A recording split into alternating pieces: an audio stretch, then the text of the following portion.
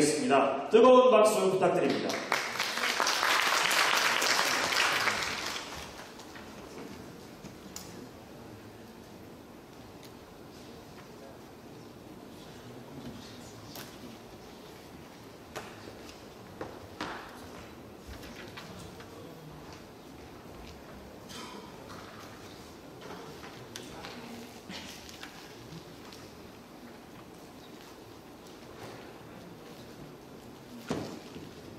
네, 안녕하세요.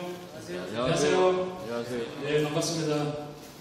저는 그 조선대학교 정치외교학과에 있는 최선이라고 합니다.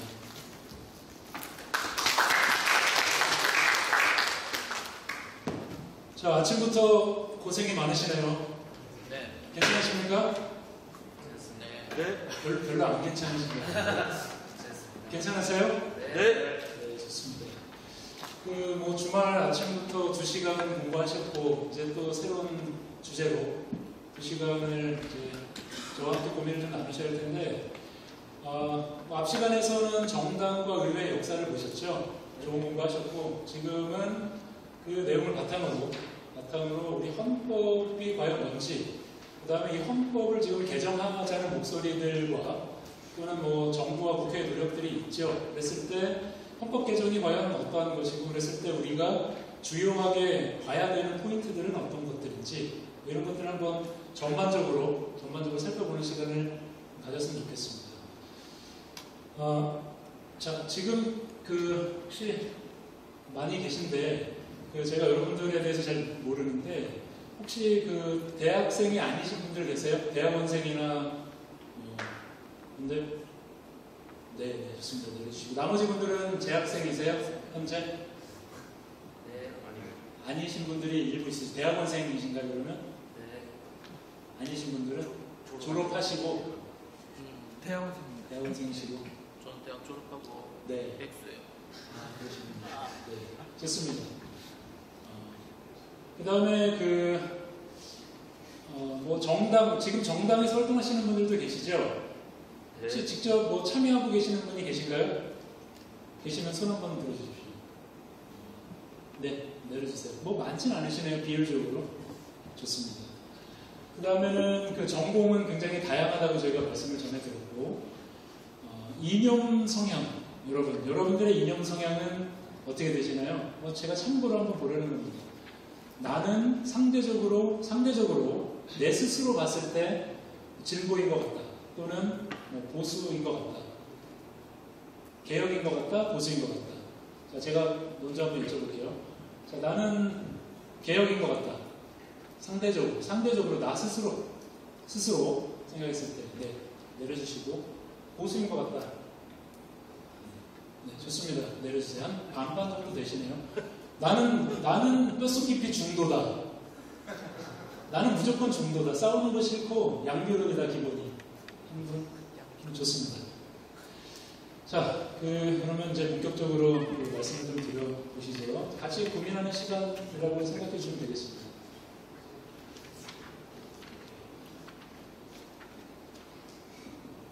자, 우리가 이번 시간에 보는 게 이제 헌법, 그 다음에 이제 헌법 개정에서 핵심되는 내용들이 과연 뭐냐, 뭐 이런 것들인데요. 자, 대한민국 헌법 읽어보신 분.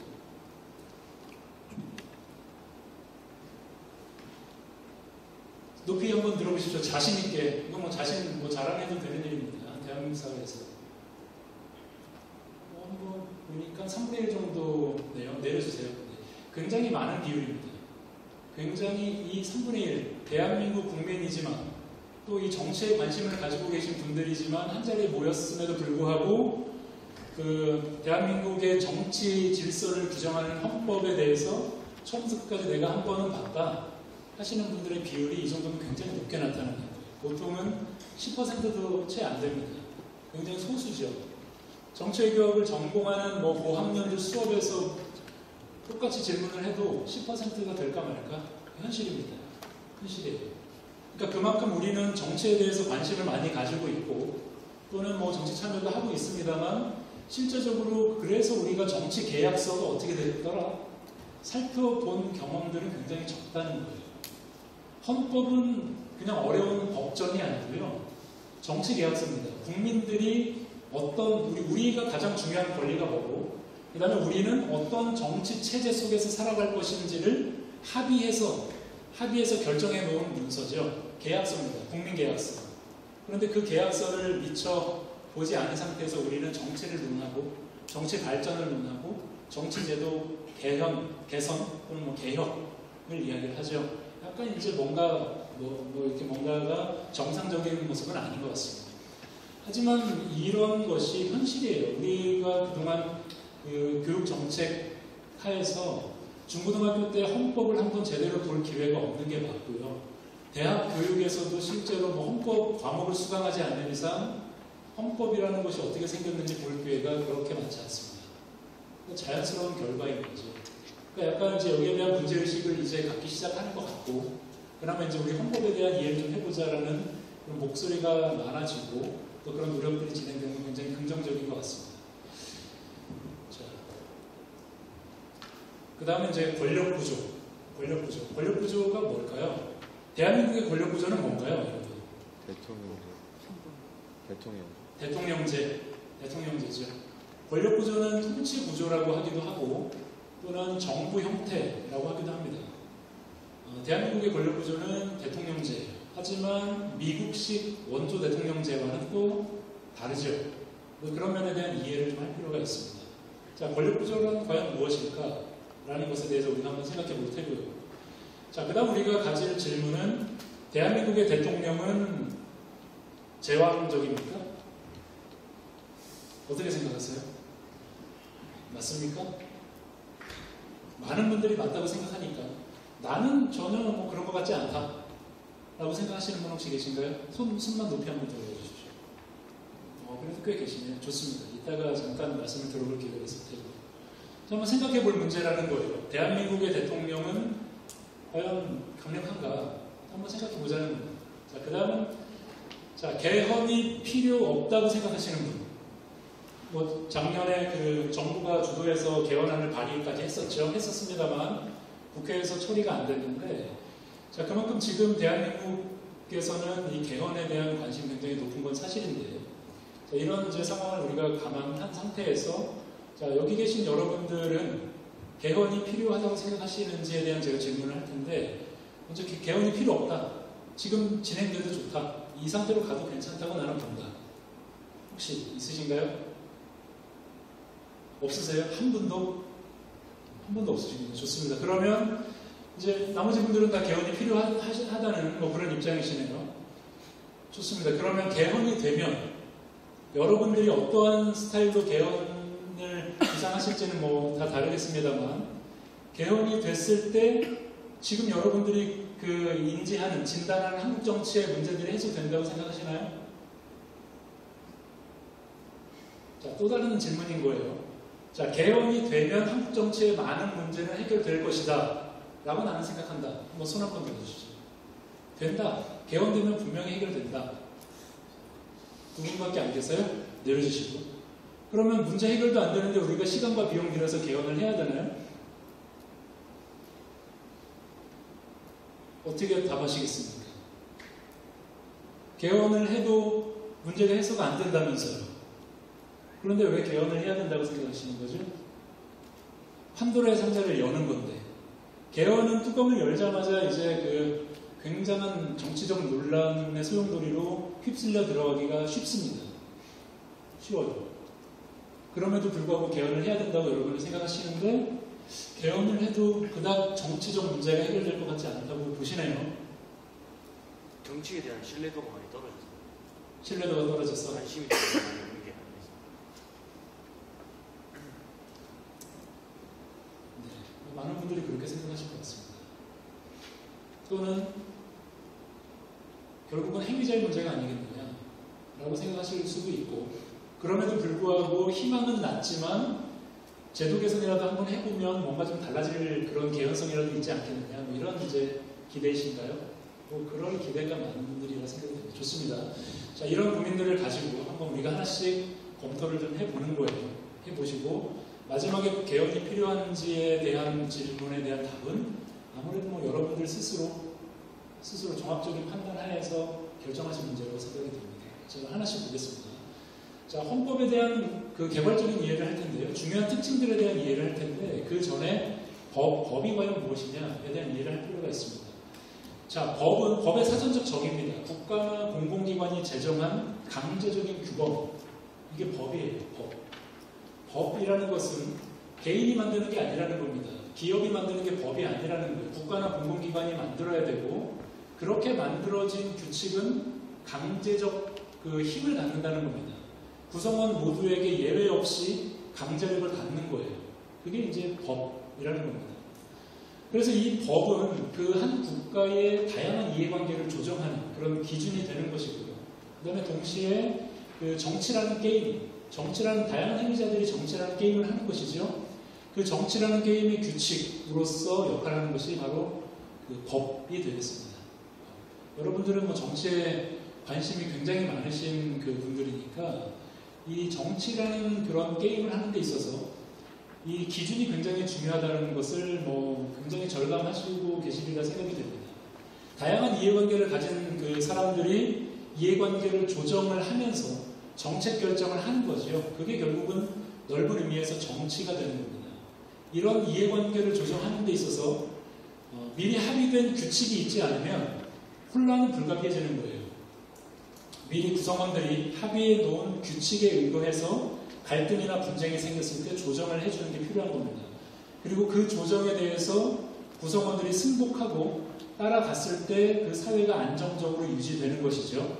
그래서 이 법은 그런 갈등을 해결해주는 기준, 정치라는 게임의 규칙으로서 역할을 하는 것이 법이다 라고 이해를 해주시면 되겠습니다. 자, 그랬을 때 이 법은 크게 네 가지 역할을 하는 것이고요. 금방 말씀드린 것처럼 갈등을 해결해주는 역할을 한다라는 겁니다. 이해관계가 다양하게 존재할 수밖에 없고 그런 다양한 이해관계들이 어떤 순간에는 충돌할 수 있습니다. 그런 충돌하는 그런 이해관계들을 조정해주는 역할을 법이 하기 때문에 사회 질서를 유지해준다라는 겁니다. 갈등을 해결해준다라는 것이죠. 자, 갈등 해결을 통한 그 또 다른 목적은 사회적 안정입니다.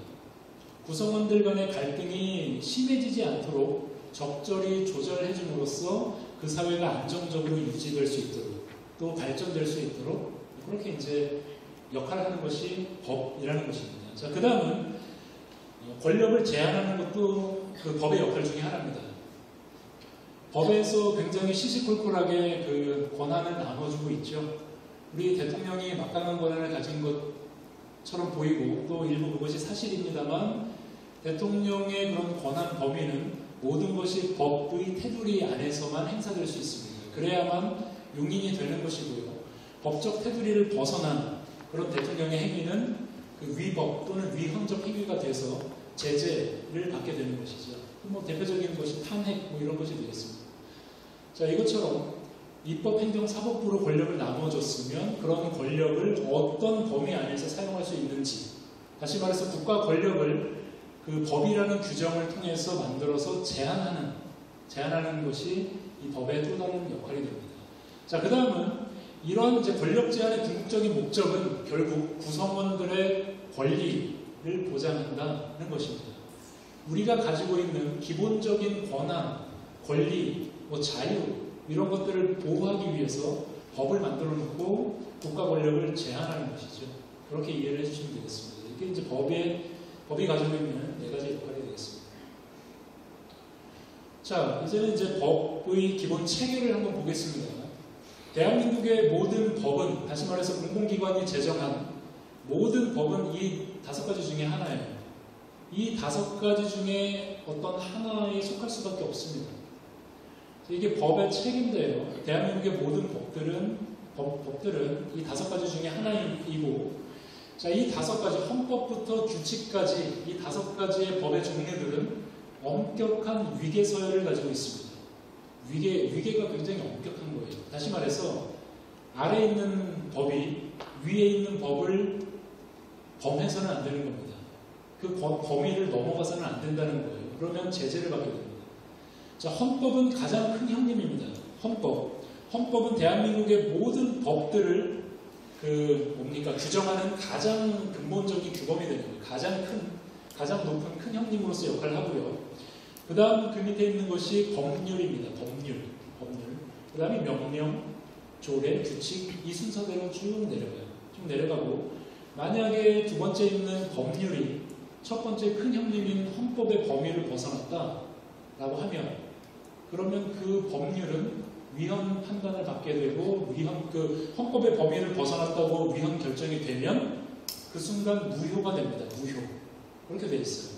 그러니까 아래에 있는 법들은 위에 있는 법을 범할 수가 없는 겁니다. 그럼 왜 그렇겠는가? 왜 그럴까요?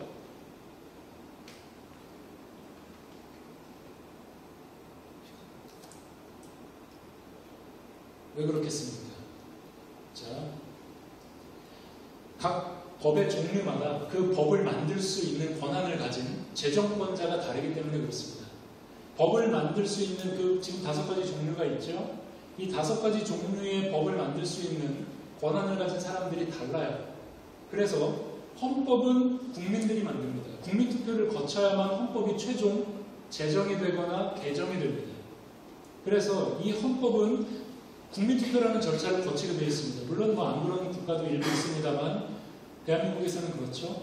그래서 이 국민들이 모두 직접 투표에 의해서 합의해 놓은 헌법을 그 밑에 어떠한 법들도 그 범위를 넘어설 수는 없는 겁니다. 그렇게 되는 것이고. 자, 그 다음은 법률은 국회 또는 의회가 정하는 것이 법률입니다. 법률.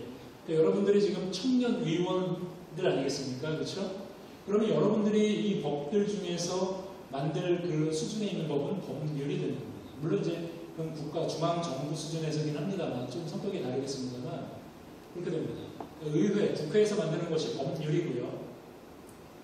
세 번째 명령은 정부에서 만드는 겁니다. 정부는 입법부가 아니죠. 행정부입니다만 법을 만들어요. 그 정부가 만드는 법이 명령입니다. 또는 뭐 시행령이라고도 하죠.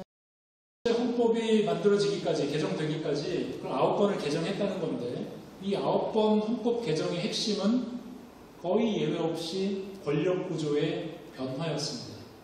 권력구조를 어떻게 바꿀 것인가? 대통령 중임제를 철폐할 것인가? 놔둘 것인가? 이런 문제. 또는 의원내각제로 바꿀 것인가? 다시 대통령제로 바꾸자 대통령을 직선하던 것을 통일주체국민회의라는 간접선거인단에서 선출하는 것을 바꾸자 그 다음에 임기를 조금 틀었다가 늘렸다가 그 다음에 이제 대통령 직선제 87년 6월 항쟁에 의해서 권위주의 정부가 무릎 꿇고 그 국민들이 직선제를 따낸 거죠. 그래서 헌법 개정 절차를 거쳐서 직선제를 넣었고 그 개정된 헌법에 따라서 87년 12월에 대선을 치른 거죠. 그렇게 되는 겁니다. 그렇죠? 결국은 대한민국 48년 이후에 지금까지 10번째 헌법을 쭉 이렇게 경험하면서 결국 그 헌법 개정의 핵심은 권력구조의 변화였어요. 자, 작년에 우리 현 정부가 헌법을 개정하기 위한 절차에 들어갔었습니다. 국회 개헌안까지 보냈었죠. 그 헌법의 핵심은 뭐였습니까? 뭐였죠? 너무 오래전 일인가요? 그 뒤로 너무 많은 이슈들이 있었나요? 기본권? 그것도 사실입니다. 대한민국은 역동성이죠. 대한민국 정치의 핵심은 역동성인데 자, 뭐였죠? 작년 대한민국 헌법 개정안의 핵심은 뭐였습니까? 그래도 비교적 그 이전 헌법 개정 때와는 다르게 굉장히 기본권부터 전반적으로 검토를 해서 뭐 이렇게 변화의 문제들을 넣었습니다만 역시나 대통령제의 변경이 핵심 포인트였습니다. 그럴 수밖에 없었어요. 기억하세요? 네. 4년 중임제로 가는 거였지 않습니까? 그렇죠?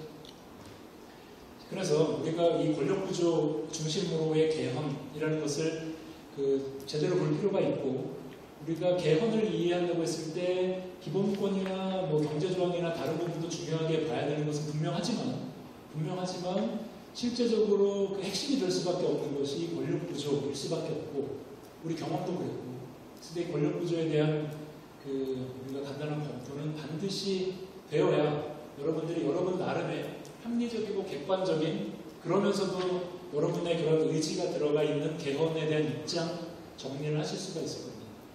자, 보시죠. 자, 지금 이제 현대 민주주의 사회에서 대표적인 권력 구조는 크게 세 가지입니다. 그렇죠? 크게 세 가지 형태가 있어요. 첫 번째는 의원내각제입니다. 의원내각제. 그렇죠? 의원내각제가 있고 의원내각제의 대표적 국가는 어디인가요? 영국, 영국, 또 일본, 또 독일, 어디요? 독일. 좋습니다. 또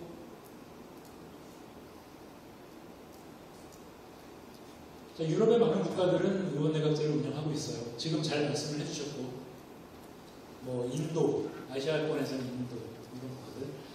자, 의원내각제는 영국에서 역사적 그런 수백 년의 역사 동안 왕권을 견제하기 시작하면서 왕으로부터의 통치권을 하나씩 의회가 넘겨받는, 접수받는 과정의 산물이 현재 영국의 의원내각제가 되는 것이고요. 그런 영국식 모델을 세계 많은 국가들이 수입해서 쓰는 것이죠. 그 대표적인 형태 중에 하나로 의원내각제입니다. 자, 영국은 한 대략 1200년경, 1215년이지 정확히 말씀드리면 그 대헌장 마그나 카타 이후에 왕으로부터 자문권을 받아옵니다. 의회가 자문권을 받아오고 그래서 의회가 점점 강화되면서 시민혁명이 일어나면서 입법권도 받아오고요. 그 다음에 심지어 최근에 들어서 뭐 18세기, 19세기 지나면서 집행권마저 받아오게 됩니다. 그래서 그 의회가, 영국에서는 의회가 지난 한 800년 거치는 역사 속에서 왕이 가지고 있는 통치권을 전부 다 받아오는 이런 역사를 거쳐서 현재의 의원 내각제를 완성시킨 것이죠. 그래서 영국은 거기에 대한 자부심이 굉장하고요. 그래서 영국은 헌법이 없습니다. 잘 아시겠습니다만 영국은 우리처럼 문서화되어 있는 헌법이 없다는 말씀이에요. 그런 국가가 세계적으로 굉장히 드문데 대표적인 국가가 영국이죠. 이 영국은 우리는 헌법이 없어도 전통과 관행과 관습으로 그런 그 신사답게 정치를 깔끔하게 한다. 자부심이 굉장합니다. 실제 그렇고 이게 이제 영국이다. 영국의 의원내각제다라는 것이고요. 자, 대통령제는 자, 미국이 개발한 개발품입니다. 이 대통령제라는 것은 미국의 소위 건국의 아버지들이 영국과의 독립전쟁에서 승리하면서 고민에 빠진 거지요. 자, 우리 13개 주들이 독립을 했는데, 영국으로부터 독립했는데, 자, 그럼 우리는 이제 독립된 국가로 가는데, 그랬을 때 가장 훌륭한 그리고 가장 안정된 정치체제가 뭘까? 라는 고민에 빠진 겁니다. 13개 주를 대표하는 정치 지도자들이 한자리에 모여서 고민을 하는 거죠. 그 결과 역사적인 그런 다양한 형태의 정치 체제, 정부 형태를 고려를 했었죠. 군주제, 무슨 뭐 귀족정, 뭐 민주정 다 본 겁니다. 하지만 어느 것 하나 영구적으로 영원히 안정적으로 잘 운영된 경험을 하지 못한 거예요. 인류가. 그래서 이 세 가지의 장점을 짬뽕시킨 짬뽕적 형태로서 미국의 건국의 아버지들이 1789년에 대통령제라는 것을 만들게 되는 겁니다. 그래서 이제 한 200년 좀 넘, 230, 40년 되는 거죠. 인류에서 대통령제 역사는 짧습니다. 굉장히 의원내각제에 비하면 굉장히 짧죠. 그래서 미국이 만들었고요. 미국이 만든 대통령제를 이제 많은 국가가 수입을 해서 쓰고 있고 우리가 그런 그 국가들 중에 하나가 되는 거죠. 필리핀이라든지 그다음에 뭐 남미의 많은 국가들이 이제 대통령제를 채택하고 있습니다. 자, 그 다음에 이제 그 의원내각제와 대통령제의 장점들을 모아서 중간적 형태로 한번 만들어보자 라는 것이 이원정부제입니다. 이원정부제는 이름이 굉장히 다양해요. 이원집정부제, 무슨 뭐 또 뭐가 있을까? 준대통령제 뭐 등등 이름이 굉장히 많고요. 우리 정치권에서 이야기하는 뭐죠? 분권형 대통령제. 여러분, 분권형 대통령제가 뭔가요? 대통령의 권한을 조금 총리에게 나누어 주지만 그래도 대통령제다. 이거 아닙니까? 우리가 이제 뒤에서 따져볼 텐데 분권형 대통령제도 결국은 이원정부제의 틀에 들어갈 수밖에 없습니다.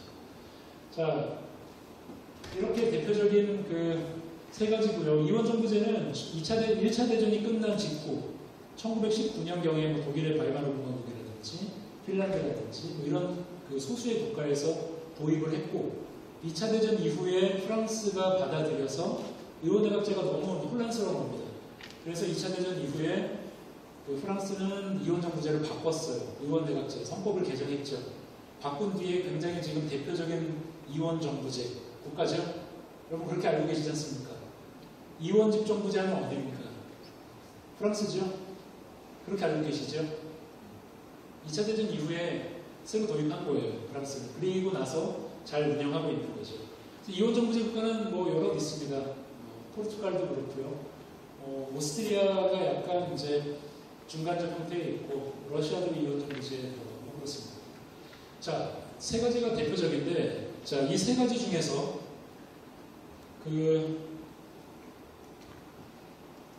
중국은 어디입니까? 안 들어가는 거 같죠? 몽골은 어딜까요? 이원정부제. 어디요? 이원정부제. 이원정부제. 그 다음에 멕시코. 대통령. 이집트. 대통령. 네? 대통령제. 대통령제. 사우디아라비아. 사우디. 왕인데 근데 총리 겸직이니까 거기. 뭐 대답 열심히 잘하고 계십니다. 훌륭합니다. 맞는지 아닌지 잘 모르겠어요. 근데 뭐 열심히 잘 말씀해 주시고 계시고, 그 다음에 뭐 이라크 이런 데는 어떻습니까? 신정 체제.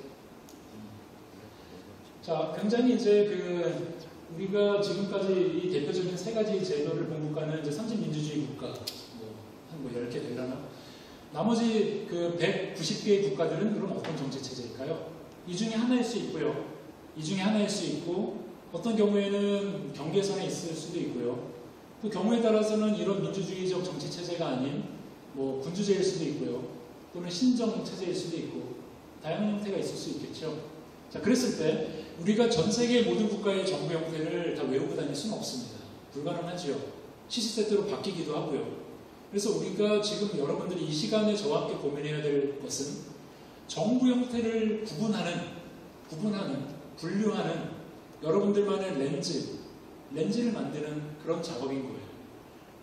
어떠한 기준들을 적용했을 때 그 국가의 주요 헌법 문서들을 봤을 때 이런 특징들을 보면 이 국가는 의원내각제겠구나. 저 국가는 대통령제겠구나.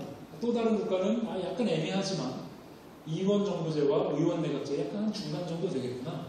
라고 여러분들이 어떤 국가든 어떤 사회든 통치구조, 권력구조를 여러분들 앞에 드렸을 때 여러분들이 나름대로 여러분들만의 렌즈를 통해서 분류할 수 있는 그런 기준을 공부하는 그런 이제 시간이 되겠습니다. 한번 보시죠, 다시. 자, 대한민국은 뭘까? 우리 아까는 대통령제였습니다. 대통령제 맞죠? 하지만 또 미국과는 다르다는 겁니다. 이제 뒤에서 한번 보시죠.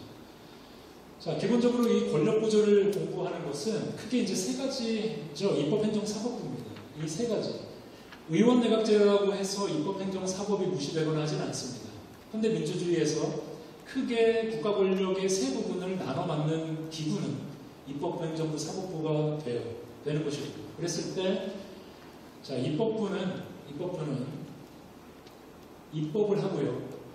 그 다음에 입법부가 가지고 있는 큰 권한 세 가지가, 첫 번째가 입법, 두 번째가 재정, 예산에 대한 최종 결정권을 국회가 갖는 겁니다. 그 다음에 이제 견제, 감시견제죠. 행정부가 잘하는지 아닌지 감시견제하는 것이 입법부의 큰 세 가지 역할 중에 하나입니다. 이 셋이 모두 다 중요하죠. 어떤 것이 가장 중요하다, 덜 중요하다 할 수 없습니다. 그러니까 가져가셔야 됩니다. 여러분들이 지금 청년 의원분들이신데, 그랬을 때 여러분들이 하셔야 되는 가장 중요한 업무는 입법을 하셔야 되는 거고요. 그 다음에 국가 예산안 심사와 감사, 결산안 심사를 하셔야 되는 것이고, 그 다음에 이제 정부 견제를 하는 것이죠. 집행하는 기관에 집행을 잘 했는지 안 했는지, 이런 것들에 대한 감시를 적절히 하시는 이 세 가지가 중요한 겁니다. 자, 그 다음에 이제 행정부죠. 입법부가 만든 법과 입법부가 최종 의결한 예산을 집행하는 것이 행정부가 하는 것입니다. 이게 분리가 정확히 되어 있습니다. 입법부는 법을 만들지만 예산은 통과시키지만 입법부가 법을 집행할 수 있는 권한은 전혀 없습니다. 권한도 없고 능력도 없죠. 집행은 행정부가 전부 다 하는 겁니다.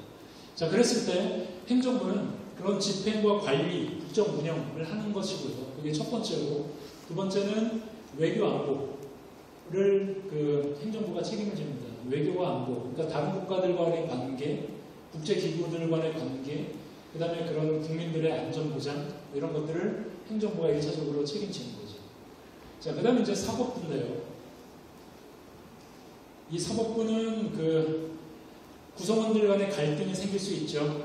어쩔 수 없습니다. 다 자연스러운 거죠. 많은 사람들이 한 공동체를 이루고 살아갈 때 갈등은 불가피한 겁니다. 그랬을 때 갈등을 해결하는 권위적인 기관이 필요한 것이고 그 역할을 사법부가 한다는 것이죠. 자의적으로 한다는 것이 아니라 국민들이 미리 만들어 놓은 헌법적 틀 안에서 만들어 놓은 다양한 그런 법들에 의해서 구체적인 그 갈등에 적용해서 교통정리를 해주는 게 사법부가 하는 일입니다. 그 다음에 또 한 가지는 견제입니다. 견제. 입법부와 행정부를 견제하죠. 자, 입법부가 월권을 합니다. 헌법이 만들어 놓은 국민계약서를 위반한 법을 만들죠. 그러면 사법부가 위헌 결정을 합니다. 그러면 무효가 되는 거예요. 그 순간 법률은 무효가 되고, 또는 이제 행정부의 정책 또는 행정부 수장인 대통령이 헌법과 법률을 심각하게 위배한다. 그러면 사법부는 탄핵의 최종 결정을 할 수 있죠. 이렇게 입법부 행정부를 견제합니다. 갈등을 조정하고 입법 행정부 견제하는 역할을 사법부가 한다는 겁니다. 자, 그랬을 때 이 권력 구조라는 것은 결국 입법 행정 사법부의 권한 관계를 어떻게 설정할 것인가, 이런 문제예요. 입법 행정 사법부를 어떻게 뽑을 것이고 어떻게 구성할 것이며 권한 관계를 어떻게 설정할 것인가에 따라서 대통령제, 의원내각제, 이원정제가 나눠진다는 겁니다. 자, 이것을 전제해 두시고 두 가지 기준을 보겠습니다. 자, 정부 형태를 분류하는 두 가지 기준이에요. 자, 첫 번째는 민주적 정통성입니다. 민주적 정통성이 하나로 통합되어 있느냐, 나눠져 있느냐, 이런 문제예요. 약간 이렇게 말씀드리면 어려우니까 정보를 끌어갑니다. 어떠신가요? 굉장히 어색하죠? 심히 어색하고 불편합니다. 여기 약간 에어컨 좀 켜주시면 감사하겠습니다. 켜주시고 기지개 한번 펴시죠. 몸 한번 푸시고요. 약간 여러분 이게 살인적인 일정이네요. 일정표 보니까 어떻게 소화하시나 싶네요. 젊으시니까 가능한 거라고 생각합니다.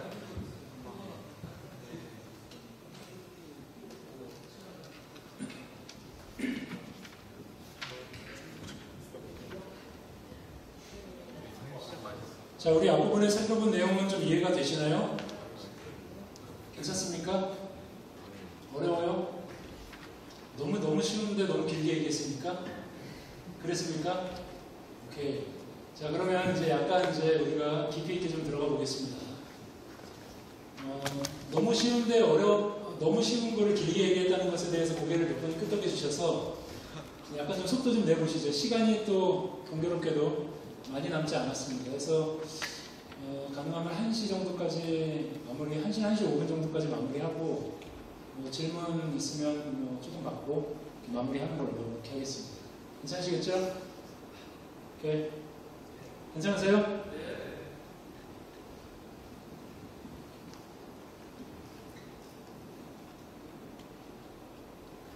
자, 대한민국의 대통령은 강한 것 같습니까? 약한 것 같습니까?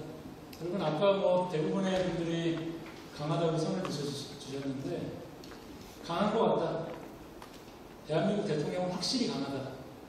손 한번 들어주시겠어요? 많지 않으시네요, 의외로. 내려주시고. 약하다. 대한민국 대통령이 약하다. 두 분. 자, 간단하게. 어떤 면에서?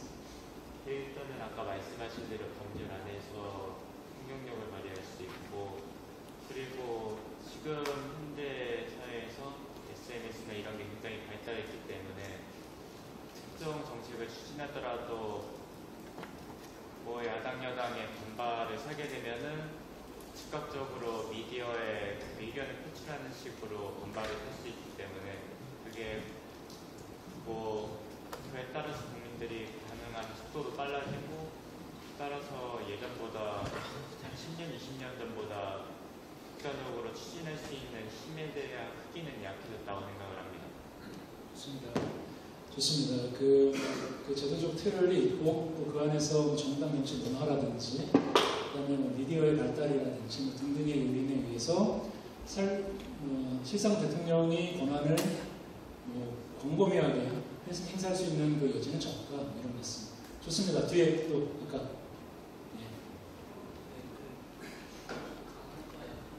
조금만 크게 말씀해 주시겠어요?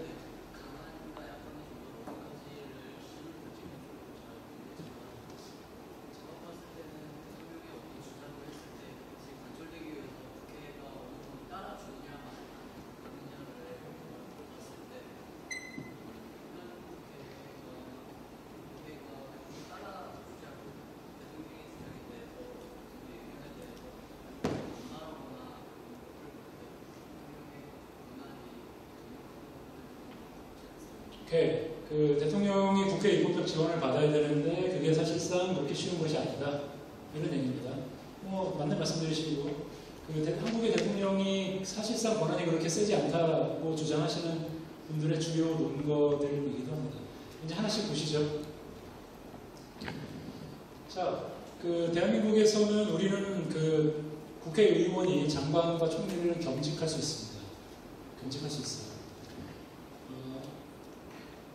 여러분들 아까 얘기를 잠깐 기다리면서 들어보니까 이제 법안도 만들어서 의원분들한테 제안도 하고 하신다면서요? 맞습니까? 지금부터 그 재료들입니다. 지금부터 제가 그 말씀드리는 내용은 대한민국의 정치 제도 중에서 쟁점이 굉장히 첨예하게 형성되어 있는 것들이에요. 쟁점이 형성되어 있다는 것은 제도 개선의 여지가 꽤 있고 제도 개선의 목소리가 꽤 높다는 것들인 거죠. 그런 맥락에서 한번 열어놓고 고민 한번 해보십시오. 천만양론이 첨예한 그런 이제 것들이고요. 자, 우리는 헌법 43조에 그 국회의원은 법률이 정하는 직을 겸할 수 없다 이렇게 규정을 하고 있습니다. 겸직 금지 조항이에요. 그런데 구체적이지 않죠. 추상적으로 규정을 해봤고 그래서 이 근거를 가지고 국회법은 위임을 받아서 헌법의 위임을 받아서 국회법 29조에 이렇게 되어 있습니다. 의원은 국무총리 또는 국무위원회 직 이외의 다른 직을 겸할 수 없다. 단 아래 등등등에 대해서는 예단, 예외단 이렇게 규정을 하고 있어요. 다시 말해서 우리 헌법에서는 겸직 금지의 큰 원칙을 밝히고 있는데 국회법은 그것을 받아서 겸직 금지를 밝히지만 그 예외로서 국무위원과 국무총리를 규정하고 있습니다. 정리하면 우리는 그래서 법적으로 국무총리나 국무위원은 주로 장관입니다. 이건 아시죠? 주로 장관들이 국무위원이 되는 건데 이 국무위원 장관과 국무총리는 현직 국회의원이 겸직을 할 수 있습니다. 근거는 국회법 29조가 될 겁니다. 자, 그랬을 때 지금 그 현 정부에서 몇 분 앞에 한 3분 정도는 그 임기를 이미 마치셨고 나머지 분들은 이제 현직에 계신데 그 문재인 정부가 들어온 이후에 그 장관 내지는 총리, 부총리를 현직 의원이 겸한 케이스입니다. 자, 이 정도 있죠. 적지 않은 비중이에요. 실제 국무위원이 대략 한 20명 정도가 될까 말까 정도 되거든요. 그 중에서 이 정도 비중이면 적지 않은 비중이고 이번 정부에서 무슨 예외적으로 많냐 그렇진 않습니다. 매년 그 민주화 이후에 매 정부마다 현직 의원들을 장관이나 그 총리로 기용을 많이 했는데 대략적으로 10명, 많으면 15명 안팎 정도 됐습니다. 지금 정부도 그 범위 안에 들어와 있는 것 같고요. 자, 그랬을 때 자, 이렇게 이제 대표적인 현재 사례가 되는 거고요. 자, 그랬을 때 장점과 단점이 극명히 갈리는데 장점은 소통이 가능하다는 겁니다. 국회와 행정부가 한 사람이 의원이자 장관이다 보니까 장관이 직접 그 상임위라든지 이런 데 출석해서 해설을 하고 하면 굉장히 명료하고 또 동료 의원들이기도 하고 하니까 소통이 굉장히 잘 돼요. 여당과 소통이 잘 되고 야당과도 이렇게 안면이 있고 이런 또 친분이 있는 경우들도 많고 그 다음에 이제 그러다 보니까 정부가 대통령이 국회를 통해서 입법적 지원을 받아야만 하죠. 그 지원을 잘 받았을 때 그 대통령이 원하는 정책 추진에 힘이 붙는 거고, 그러지 못할 때 이제 힘이 떨어지는 건데, 그럴 때 이제 유리하다는 겁니다. 국회를 설득하기 유리하기 때문에 유리하다는 거고요. 또 하나는 이제 인사청문회에서 통과시키기가 검증이 한번 됐기 때문에, 또 동료 의원들이기 때문에 수월하다는 거죠. 다른 사람들에 비해서. 이런 이제 장점이 있습니다. 자, 반면에 단점은, 자, 대통령이 현직 의원을 장관으로 기용하면 할수록, 더 많은 사람으로 쓰면 쓸수록 여당의 주요 인사들은 기대하게 됩니다. 그렇겠죠? 나에게도 언젠가 러브콜이 한번 오지 않을까? 기대하는 거예요. 자, 여러분 중에, 지금 여러분들이 이제 청년 의원들이신데, 대통령이 이제 제안을 하는 거죠.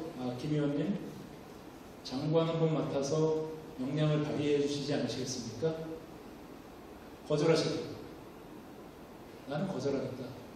내가 지금 의원인데, 국회의원인데, 대통령이 장관, 그 부처의 수장 역할을 나에게 맡깁니다. 그것도 의원을 그만두고 오세요도 아니고, 의원 하면서 겸직하세요. 예요.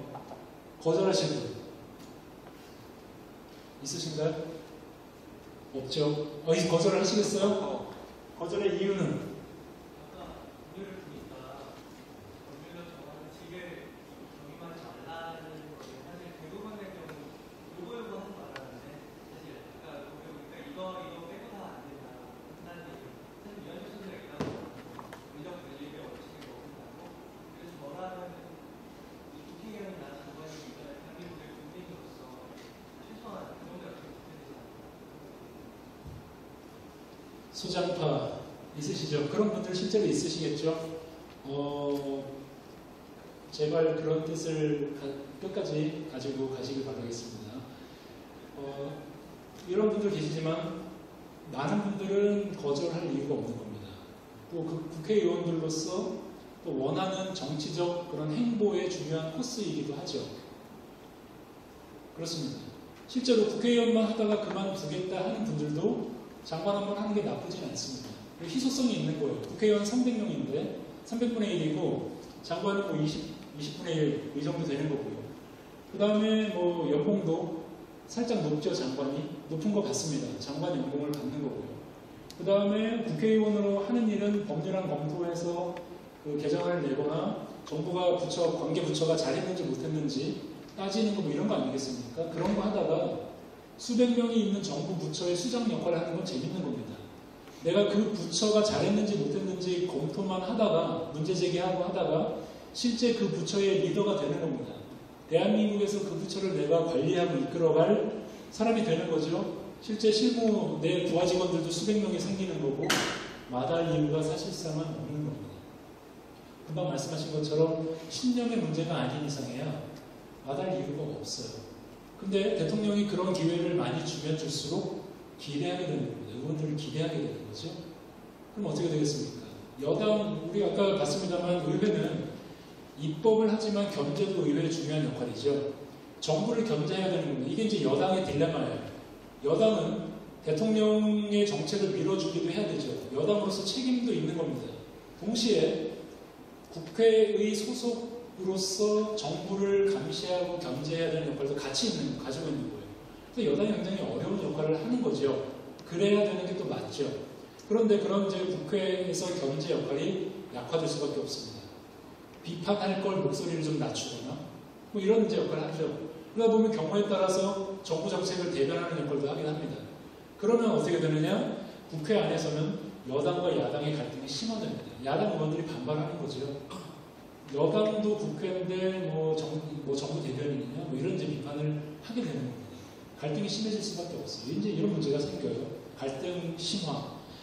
자, 이게 이제 정치적 문제라면 이제 실무적으로 이런 문제가 생길 수도 있습니다. 자, 한 사람이 국회의원과 장관의 일을 같이 한 번에 맡는다. 이게 쉬울까요? 물리적으로 소화가 가능하겠습니까? 불가능할 수밖에 없습니다. 너무 명확한 겁니다.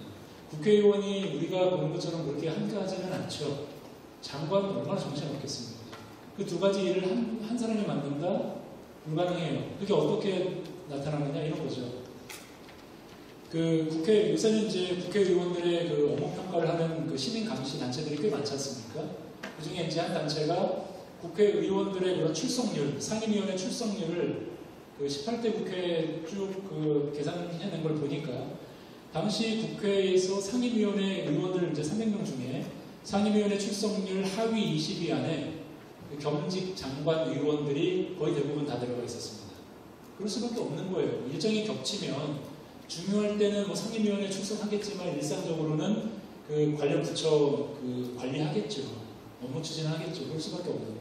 출석률이 떨어진다는 것은 국회의원으로서의 역할에 충실하지 못하는 소홀히 될 수밖에 없는 그런 이제 문제가 생기는 거죠. 그런 문제가 생깁니다. 그 다음에 이제 또 한편으로는 그 장관이나 총리 역할을 하고 있는 그런 의원들이 그 의원으로서의 그 장관이나 총리로서의 역할을 충분히 다 하고 내려오느냐? 역시 물음표라는 겁니다. 물음표. 그 대한민국 민주화 이후에 김영삼 정부부터 이명박 정부까지 그 전직 장관들의 평균 임기를 제가 계산을 해봤더니 1년이 채 안 됩니다. 장관들의 평균 임기가 1년이 채 평균이니까 뭐 2년 넘게 하신 분도 계시지만 뭐 몇 개월 못 하신 분도 계시고 1년 평균이 채 1년이 안 되는데 겸직한 분들의 임기가 좀 더 짧아요. 10개월입니다. 평균 임기가 10개월. 이게 무슨 얘기냐? 자, 장관 임기가 1년이라는 것도 긴 게 아니죠. 굉장히 짧은 축에 들어갑니다. 세계적으로 보면. 그러면 6개월 정도는 업무 파악하고 뭐 부처 관리 이제 어느 정도 이해하고 부처를 내 마음대로 좀 움직일 수 있겠다 싶으면 6개월이 간다고 하는데 그 다음부터 이제 일 해볼 만하면 6개월 하다가 나오는 거예요. 대한민국의 장관들의 평균 임기가 그랬다는 거예요. 자, 그런데 이 그 겸직한 의원들은 그보다 더 짧고 심지어 다음 총선이 눈앞에 다가오면 총선에 출마를 해야 되기 때문에 그 이후로 그 뭡니까 정계 개편이 되고 또 여지없이 옷 벗고 나오는 경우들이 많습니다. 자, 그럴 경우에 과연 그 국회의원으로서의 역할뿐만 아니라 장관으로서의 역할도 과연 잘 했다고 볼 수 있느냐 이런 문제가 생기죠. 그러니까 원리적으로 권력 분립 원리에 이 원리와 충돌하는 문제가 생기는 것과 더해서 실무적으로도 굉장히 국회나 정부의 그런 손실이 불가피한 측면이 있다. 그럼에도 불구하고 이 손실 대비 겸직의 그 득이 과연 얼마나 되는지 우리가 좀 냉철하게 판단해 볼 필요가 있다는 겁니다. 볼 필요가 있다는 거고요. 자, 두 번째는 이제 정부가 가지는 법률안 제출권의 문제인데요. 우리는 헌법 52조에서 이렇게 규정을 하고 있어요. 그래서 다른 국가에서는 흔히 찾아보기 어려운 그런 이제 정부가 법률안 제출권을 가지고 있죠. 그래서 미국은 없습니다. 정부가 법률안 제출권이 없어서 어떻게 하느냐? 어떻게 하죠? 정부가 법을 만들고 싶습니다. 어떻게 해야 됩니까? 어떻게? 청구입법 해야 되는 거죠. 그러니까 의원, 그 법안에 찬성하는 의원을 찾아서 대표 발의자를 세우고 또 이제 공동 발의자를 찾아서 입법 지원해주고 뭐 이렇게 하는 겁니다. 이게 불법은 아니죠. 그렇게 할 수밖에 없는 거예요. 왜냐하면 정부가 직접 법안을 만들어서 의회에 보낼 수 없기 때문에 우리는 그걸 할 수 있다는 겁니다. 그러니까 정부 부처가 편하게 필요한 법안을 만들어서 국회를 보낼 수가 있어요. 그런 권한이 있습니다. 그러니까 정부가 굉장히 큰 입법권을 가지고 있는 그게 되는 거죠. 이런 이제 문제가 있다라는 겁니다. 이것을 그 대통령의 권한을 강하게 하는 그런 제도적 장치 중에 하나로 볼 수 있다는 겁니다. 자, 국회 그 법률안 통계를 보면 그 19대 국회고요. 지난해 국회. 전체 한 17,000건이 발의가 됐습니다. 이 중에서 폐기가 된 게 한 10,000건이 넘게 폐기가 됩니다. 폐기되는 법안들 굉장히 많은 거예요. 많고요. 그 중에서 이제 처리된 것이 이제 한 7,000여 건이 되는데 그 전체 발의, 총 발의 건수에서 의원 발의가 한 16,000건이 되고 정부 발의는 한 1,000건밖에 안 되는 겁니다. 1,000건밖에 안 돼요. 수적으로는 의원 발의가 압도하죠. 그런데 이제 반영 비율을 보면 의원 발의 법안 대비 통과 비율은 대략 한 40% 되는 40%가 되는 거고요. 그 다음에 그 정부 발의 법안의 경우에는 한 70% 넘게 통과가 되는 거죠. 발의 건수 대비 통과율이 그렇다는 겁니다. 자, 지금은 그 현재 통계만 보면 큰 문제 없을 수 있는데 뭐 이렇게 우리 과거의 데이터를 한번 종합해 보면 이렇습니다. 자, 이 의원들이 그 법안 발의를 기하급수적으로 증가시키는 시점은 대략 김대중 정부 들어선 이후부터예요. 그 표에서 보시는 것처럼 이건 이제 제가 쓴 글에서 정리를 한 건데, 자, DJ 정부 들어서면서부터 본격적으로 의원 발의 법안이 늘어나기 시작하면서 노무현 정부 말기부터 폭발적으로 늘어납니다. 그렇죠? 그건 이제 데이터를 통해서 아실 수가 있고. 자, 그 전까지는 이제 정부 발의 법안이 주도를 해왔고, 자, 이 가결률을 볼까요? 가결률이 중요한 포인트인데, 자, 의원 발의 법안은 급수적으로 늘다 보니까 가결률이 떨어질 수밖에 없습니다. 떨어질 수밖에 없고, 자, 반면에 정부 발의 법안은 그 이전까지 비명상 뭐 DJ 정부까지만 보면 80%가 넘는 통과율을 보입니다. 정부가 법률안 제출 권한을 가지고 있죠. 그런 정부가 그 이전까지는 법률안 제출을 주도하기도 했고 실제 통과율, 가결률 역시 굉장히 높았던 거예요. 정부 발의 법안이. 근데 이제 지금 들어서는 그 수적으로 워낙 의원 발의 법안이 압도적으로 높아지다 보니까 그 상대적으로 수적으로 밀리지만 여전히 가결률은 정부 발의 법안이 꽤 높은 수치를 유지하고 있습니다. 자, 그러면 이제 우리가 이걸 두 가지 측면에서 볼 필요가 있어요. 하나는 이 가결률로 봤을 때 정부 발의 법안이 수적으로는 적지만 그래도 꽤 의미 있게 의회에서 심사를 받고 있고 통과율이 높다라는 측면이 하나 있고, 또 한 가지는 그 의원 발의 법안은 그럼 왜 이렇게 기하급수적으로 늘어났고 그다음 폐기되는 것이 맞느냐, 이런 것도 우리가 볼 필요는 있겠죠. 뭐 여러 가지 이유가 있겠습니다만 대표적인 것 중에 하나가 이제 뭐 노무현 정부 지나면서 시민단체들이 많이 의정 감시를 하기 시작했습니다. 의원의 그런 의정활동 평가하기 시작했고, 그러다 보니까 의원들로서는 그 법안 발의 한 건 1년에 못하면 일 안 하는 의원이 되는 거예요.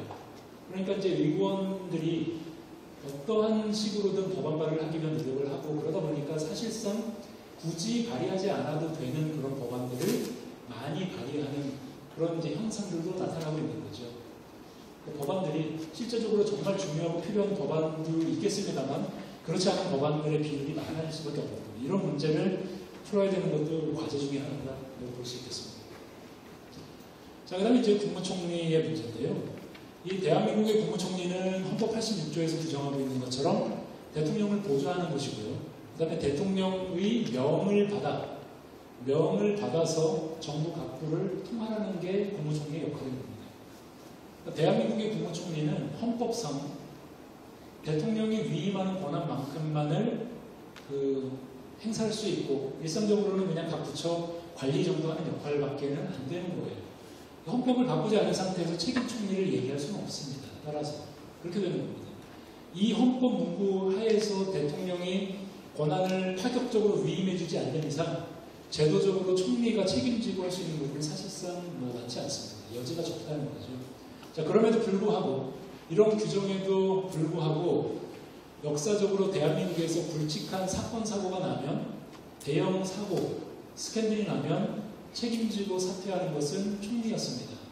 대표적인 사례를 쭉 제가 언급해드리고요. 했습니다. 그러니까 총리가 실질적으로 권한 가진 것은 불투명하고 불명확하고 책임이 크지 않은데 반해서 실제 그런 그 대통령을 대신해서, 행정부를 대신해서 책임지는 부분들은 꽤 많았다라는 거죠. 이건 역시, 이 제도적 운영 역시 대통령의 권한을 강하게 이렇게 이용되고 있는 측면들이 있다라고 우리가 볼 수 있다는 겁니다. 참고로 한번 보시고. 자, 그 다음에 이제 준예산제도입니다. 국회의 중요한 권한 중에 하나가 예산권이죠. 입법 예산 견제 중에서 예산권인데, 우리 헌법은 그래서 이렇게 규정하고 있습니다. 회계연도는, 대한민국 회계연도는 1월 1일이고, 회계연도 시작 30일 전까지는 국회에서 예산안을 통과를 시켜야 됩니다. 통과를 규정이 되어 있죠. 안 하면 어떻게 되는 거죠? 자, 30일 전이면 12월 2일입니다. 12월 2일까지 국회에서 예산안 통과를 못 시켰다. 어떻게 될까요?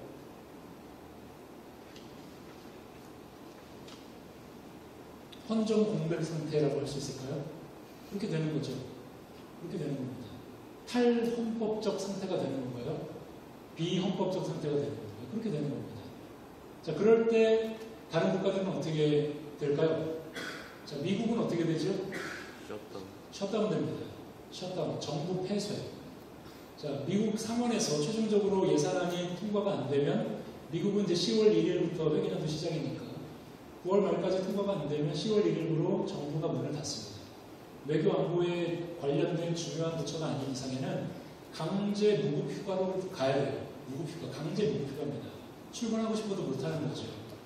지금 그 트럼프 정부에서 셧다운 자주 일어나고 있지 않습니까? 그렇죠? 그 멕시코와의 그런 장벽 건설을 위한 예산안을 상원이 반대하고 정부는 요구하고 그렇게 되는 겁니다. 그게 의회가 가지고 있는 예산권인 거예요. 의회가 통과시켜주지 않으면 정부는 아무것도 할 수 없는 겁니다. 예산 집행을 못하는 거예요. 예산이 확보가 안 되면 일할 수 있는 게 없죠. 자본주의 사회에서 예산이 없는데 일을 할 수 없는 겁니다. 그렇게 되는 게 정상이죠. 이게 합리적일 수도 있습니다만 그렇지 않을 수도 있겠습니다. 자, 우리는 거기에 대한 규정이 없습니다. 없어서 그럼 어떻게 되느냐? 자, 상황을 보면 그 회계연도 시작될 때까지도 통과가 안 되면 전년도 예산에 준해서 중요한 부분들을 먼저 집행합니다. 이게 준예산제도입니다. 준예산제도. 그러니까 우리는 셧다운되지 않아요. 셧다운되지 않고 전년도 예산에 준해서 정부는 그냥 집행하면 됩니다. 상대적으로 국회가 그 예산권을 가지고 정부를 견제할 수 있는 권한이 상대적으로 약하다고 볼 수 있는 거죠. 이런 제도를 통해서. 그 다음에 역사적으로 우리가 98년부터 2014년까지 대략 한 15년 기간 동안 2번만 기간 내에 처리가 됐습니다. 예산이. 그 다음부터는 잘 처리가 되고 있어요. 왜 그럴까요? 국회 선진화법 때문에 그렇습니다. 자, 국회 선진화법이 2013년에 통과가 됐는데 그때 이제 그 예산안 본회의 자동 부의제라는 것이 도입이 됐습니다. 국회법이에요. 국회법 85조의 2항이 이제 추가가 된 건데 자, 11월 30일까지, 그러니까 우리 헌법이 규정한 것이 12월 2일까지 국회에서 예산안이 의결되어야 된다는 것이었죠. 그랬을 때 그것을 넘기는 것이 비일비재하니까 지키자는 겁니다. 그러면서 선진적인 국회로 우리도 가자는 거죠. 그 국회 선진화법의 핵심입니다. 그래서 예산안을 국회에서 예산결산특별위원회에서 11월 30일까지 통과가 안 되면 자동으로 본회의에 넘기겠다는 겁니다. 이게 예산안 본회의 자동 부의제예요. 이게 도입이 됐어요. 그 다음부터는 11월 30일이 지나면 그 여야가 협상을 못한 상태에서 지나면 자동 부의가 되는데 보통은 그래서 협상이 되죠. 그 전까지 보통 협상이 되고 그래서 12월 2일 날 거의 처리가 다 됐습니다. 그 다음에 이제 이거. 자, 그럼 이 제도를 왜 우리가 굳이 이 대목에서 보느냐? 역시 예산권에 대해서 정부가 많은 권한을 갖게 되는 그 결과적 그 양상을 보인다는 거예요. 자, 야당이 연말에 또 국회가 연말에 정부와 협상을 하면서 많은 것을 받아내곤 했는데 그 협상의 무기 중에 하나가 예산권이었습니다. 예산안. 내년도 예산안을 통과시켜주는 조건을 가지고 야당도 이렇게 많이 받기도 했고 국회가 많은 것을 정부에 요구를 해서 관철시켰는데 이제는 그게 쉽지 않아진 그런 상황이 된다는 거죠. 이런 제도에 의해서. 자, 그 다음에 이제 정부가 뿐만 아니라 또 다른 그런 그 예산권을 가지고 있는데 예를 들면 이런 겁니다. 국회법 57조에 보면 국회가 예산을 심사할 때 그 예산결산특별위원회에서 특히 개수조정위원회에 의해서 감액심사를 1단계로 하고 증액심사를 합니다. 이게 이제 국회에서의 예산심사 절차예요.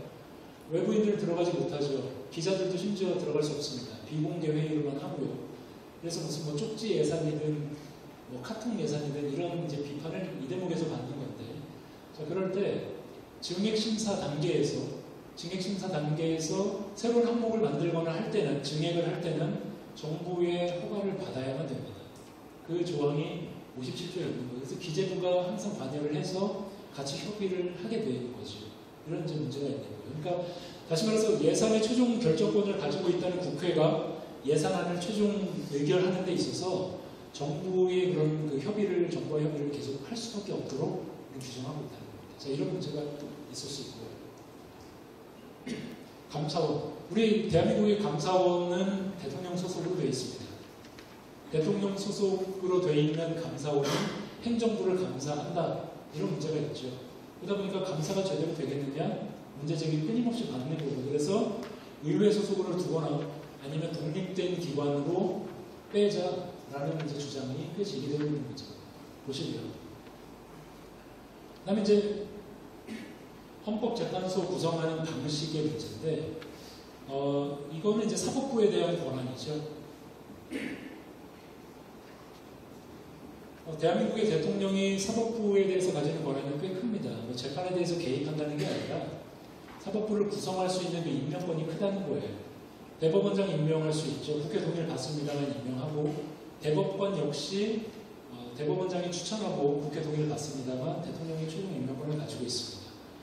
자, 헌법재판소 재판관이 9명인데 이 재판관 9명 중에서 3명은 국회가 임명하고 3명은 대법원장이 올리고 그다음에 3명은 대통령이 임명하도록 돼 있어요.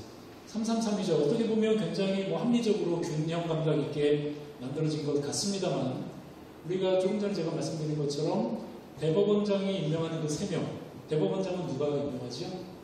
대통령이 임명하는 겁니다. 간접적인 영향 범위 안에 있다는 거죠. 그 다음에 이제 국회가 임명하는 3명 역시 그 중에 1명은 여당, 1명은 야당, 1명은 여야 공동으로 이렇게 임명합니다. 그랬을 때 여당 몫이 있습니다. 대통령이 임명하는 3명 이외에 대법원장이 임명하는 3명, 그 다음에 뭐 여당 몫 1명, 이 정도 7명의 그런 헌법재판소 재판관 임명에 직간접적으로 영향을 행사할 수 있는 여지가 열려 있다는 겁니다. 여지가. 자, 이런 문제가 있어요. 이게 왜 문제냐? 이건 헌법재판의 독특한 성격과도 관계가 있습니다. 헌법재판은 그 성격 중에 대표적인 것 중에 하나가 정치 형성 재판이라는 성격이 있어요. 그게 뭐냐? 재판이 정치적이냐 이런 얘기가 아니고요. 헌법재판은 그 결과가 어떤 쪽으로 나오든지 새롭게 정치 과정에 영향을 미칠 수밖에 없다는 거예요.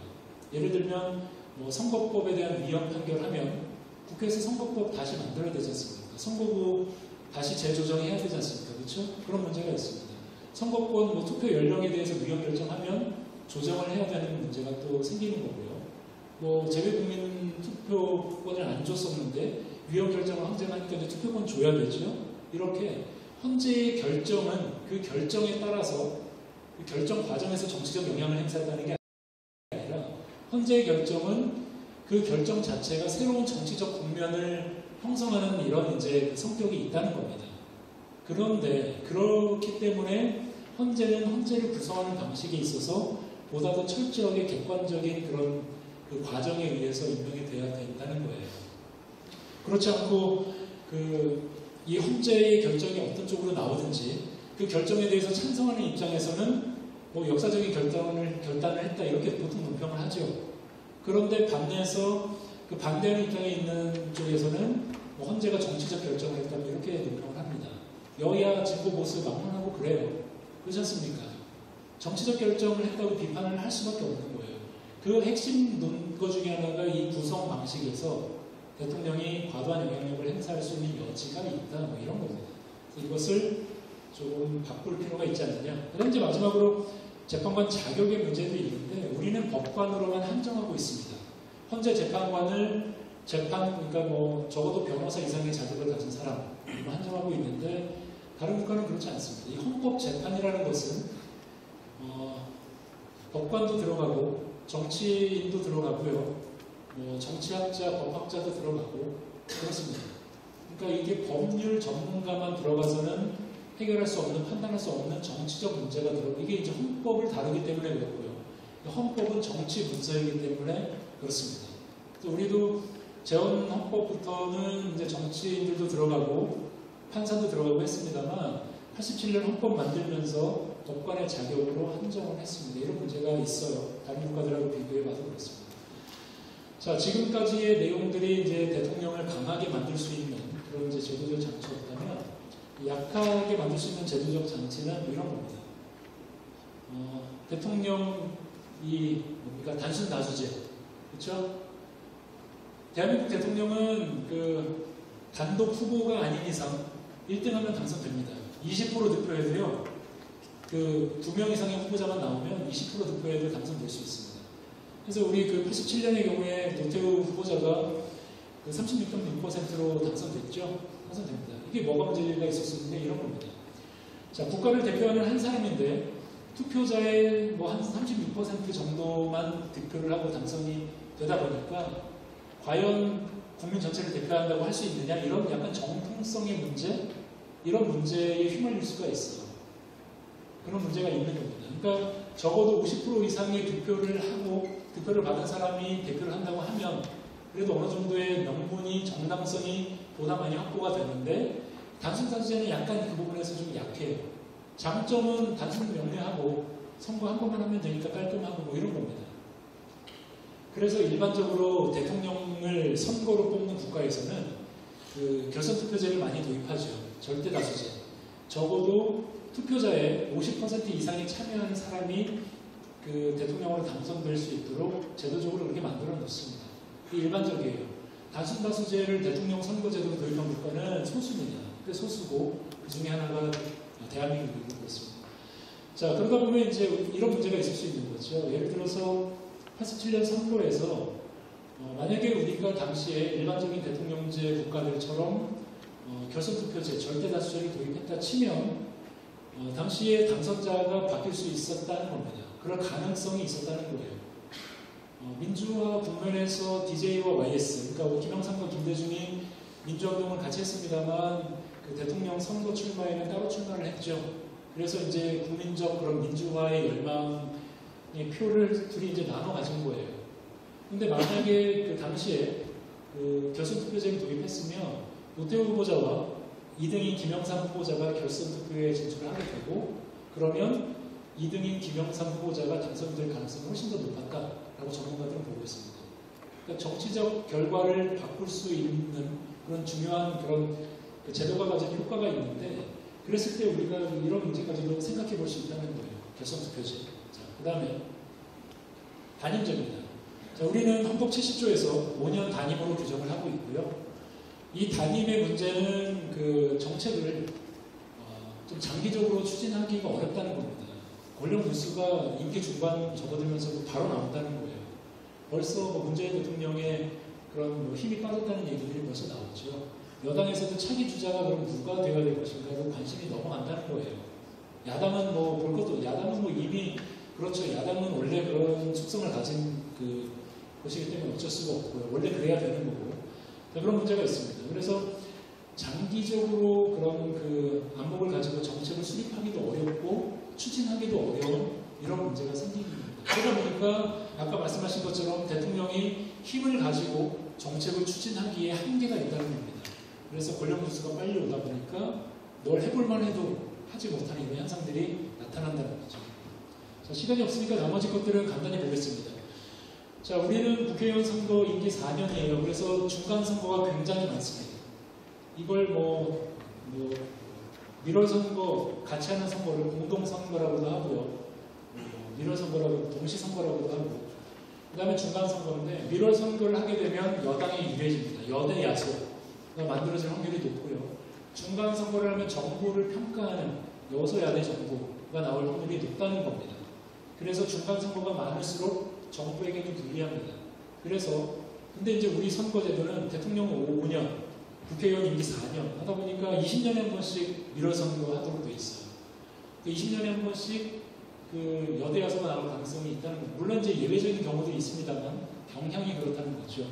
그래서 이 문제를 우리가 한번 살펴볼 필요가 있다는 거예요. 여소야대일 때는 야당이 국회를 장악하면 정부가 할 수 있는 그런 제약이 굉장히 줄어듭니다. 그것이 좀 현실적인 문제일 수가 있다는 거죠. 그 다음에 이제 국회 인사청문회인데요. 헌법에서 규정하는 것은 지금 보시는 것처럼 5개직 17개 영역에만 국한돼요. 그런데 우리는 인사청문회법이라는 것을 DJ 정부 때 도입해서 그 지금 60여 명에 대한 인사청문회를 하고 있습니다. 이거 엄밀히 따지면 위헌이에요. 위헌. 그래서 국회에서 인사청문회, 그러니까 헌법에서 규정한 17명이 아닌 나머지 아래에 해당되는 그런 사람들에 대한 인사청문회 결과와 상관없이 대통령은 임명권을 행사할 수 있는 겁니다. 헌법적으로. 이런 문제가 있어요. 이런 걸 한번 우리가 검토해 볼 필요가 있고. 자, 그럼에도 불구하고 이 과정에서 낙마하는 경우들이 생긴다는 거죠. 자, 그 다음에 이제 마지막으로 정당 제도와 문화의 문제인데요. 자, 국민참여 경선제도 요새 병용하지 않습니까? 많이 하면 할수록 정당의 결정권은 낮아지게 되고 과거에 가지고 있었던 대통령의 그런 정당에 대한 영향력 약화될 수밖에 없는 겁니다. 이제 이런 문제도 있을 테고요. 그 다음에는 이제 지역주의 정당이죠. 아까도 말씀하셨지만 이 지역주의를 기존 정당들이 악용하고 있었습니다. 민주화 이후에 이게 더 심화된 거예요. 실제적으로 민주화 이전에는 그 영남을 기반으로 하는 정당의 후보자가 호남에서 당선되기도 했고 호남을 기반으로 하는 정당의 국회의원 후보자가 영남에서 당선은 많이 됐습니다. 중선거구제를 했기 때문에 더 그랬죠. 했는데 민주화 이후에는 그런 걸 이제 찾아보기가 점점 어려워지고 있는데 정당들이 이용하는 거죠. 지역주의를 이용해서 정치적 그런 목적 달성을 위해서 많이 활용해온 측면들이 꽤 셉니다. 그런 상태에서 여당과 야당의 타협, 대통령이 야당 의원들을 설득해서 입법적 지원을 받는다? 불가능합니다. 그럼 이제 배신자를 낙인 찍히는 거죠. 이런 문제를 어떻게 극복할 것이냐. 그런 것도 과제가 될 수밖에 없겠습니다. 자, 정리를 하면 이렇게 되겠습니다. 자, 진단을 정확히 해야 된다는 거죠. 개헌이 목적이 될 수는 없습니다. 너무나 명확하죠. 그러니까 우리가 지금 정치 제도가 한국의 대통령제가 문제가 있는지 정확히 어떤 문제가 있는지를 정확히 진단을 해야 처방으로서 개헌을 할지 아니면 뭐 법률적 수준에서 정치제도법, 관계법을 개선할지 처방이 나온다는 겁니다. 정확히 할 것이 중요하고 주체와 절차도 우리가 제대로 검토를 해볼 필요가 있겠습니다. 그 다음에는 그 개헌은 결국 통합의 방향에서 한국 민주주의 발전의 방향에서 이루어져야 하는 게 맞다라는 거죠. 이 정도 고민들을 짧은 시간이었습니다만 여러분들과 좀 해볼 수 있었고요. 나머지 사항들은 여러분들이 이제 개별적으로 또는 토의하시면서 의견 나누시면서 개인의 생각으로 정립하실 수 있으리라 생각됩니다. 아무쪼록 짧은 시간 동안 많은 말씀을 드리지 못했지만 아쉽기는 합니다만 여러분들이 한국 정치에 관심을 가지고 계신 분들로서 보다 객관적이고 좀 분명한 근거를 가지고 여러분들의 그런 입장과 정책과 이런 것들을 만드셨으면 좋겠습니다. 저는 그래야 대한민국의 정치가 발전한다고 봐요. 여러분들의 역할이 굉장히 큰 것 같습니다. 이상으로 간단히 마치도록 하겠습니다. 혹시 질문 있으시면 질문을 좀 해주시죠. 네, 질문 사항 있으신 분 거소해 주시면 감사하겠습니다. 지금 계신가요? 없으시면 저희 빠르게 시간 관계상 포토타임 갖도록 하겠습니다. 모두 앞으로 나오셔서